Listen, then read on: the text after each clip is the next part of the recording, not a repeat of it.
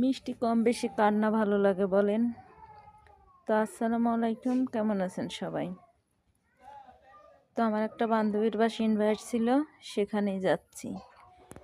তো যে দেখি বান্ধবী অনেক কিছু রান্না করছে।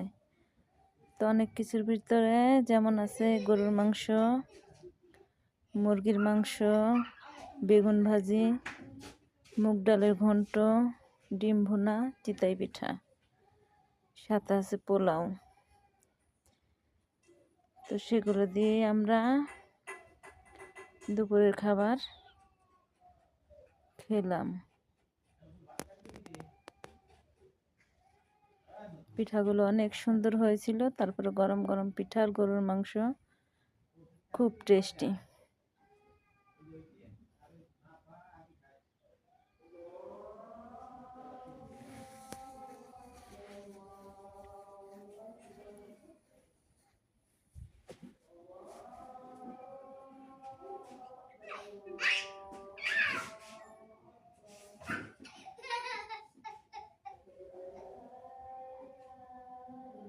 আমার বান্ধবী তো বেগুন ভাজি দিয়ে খুব মজা করে খাচ্ছে।